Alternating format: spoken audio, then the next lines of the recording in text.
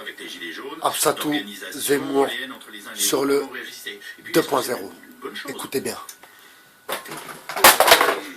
Moi j'aime bien quand on se lamente sur la brutalité, la violence des Gilets jaunes, qui insultent, qui menacent. Et puis comme ça permet de ne pas montrer ce qu'il y a derrière. Parce que qu'est-ce que c'est que cette liste Gilets jaunes? Il faut regarder là.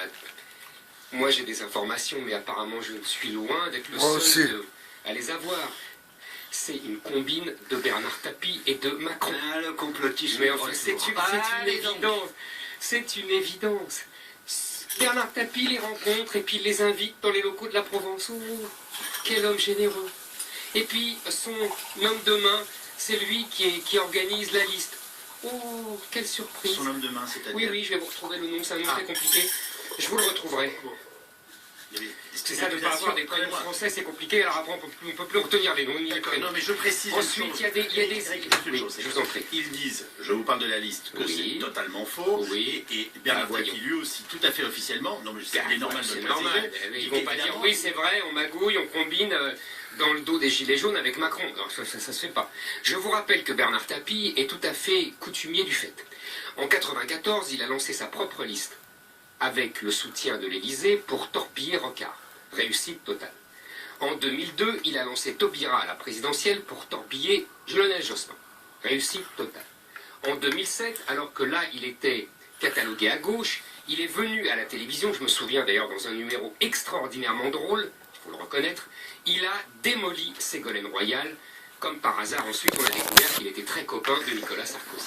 Et donc là, Bernard Tapie recommence. Il récidive. Il torpille qui? Il torpille les Gilets jaunes, il torpille le Rassemblement National, il torpille la liste de Dupont-Aignan. Enfin, c'est cousu de fil jaune. Alors, c'est cousu de fil jaune, dit Éric Zemmour. Nicolas Deménac, sur ses liens étranges, supposés ou réels. C'est le complotisme classique, alors on fait des... Vous voyez,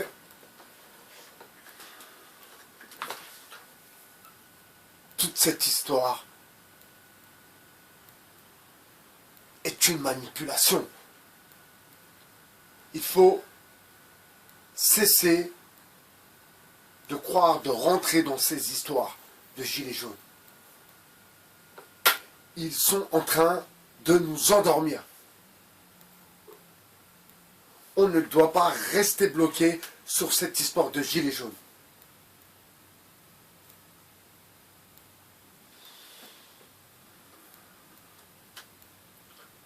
De la manipulation.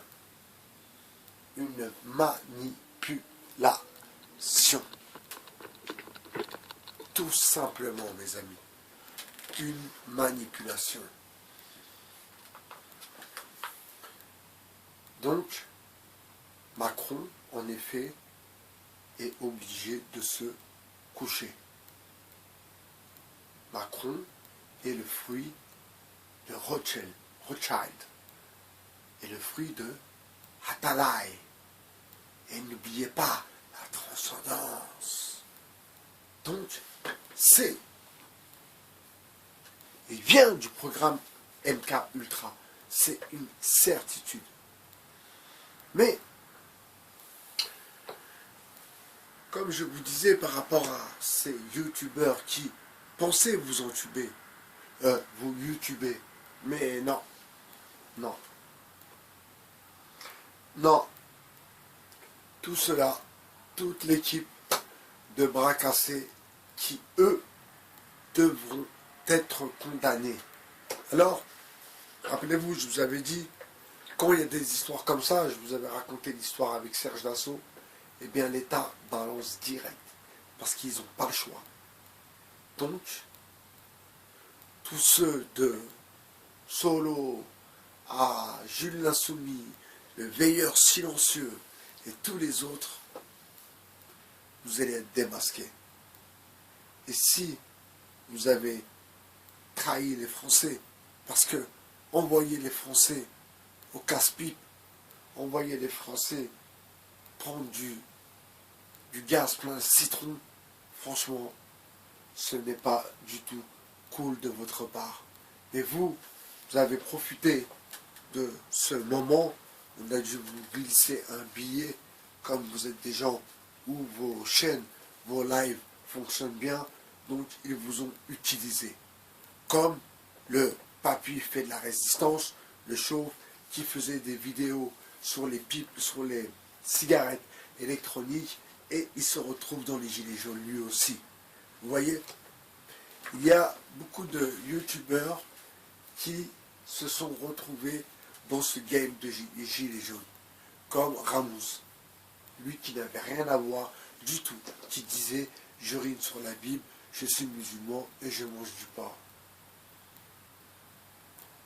Donc c'est vraiment, vraiment très, très étrange. Mais avec de l'argent, ma foi, on peut tout acheter. Des Rebeux, des Marocains, des Tunisiens, des Sénégalais, des Français, on peut tout acheter avec l'oseille. Avec l'oseille, tu peux tout acheter, sauf l'amour. L'amour, tu ne l'achètes pas. L'amour, c'est un don du ciel. L'amour, c'est une femme que tu croises dans un café. Tu la regardes. Elle te plaît. Alors, tu n'oses pas trop aller vers elle. Elle te regarde.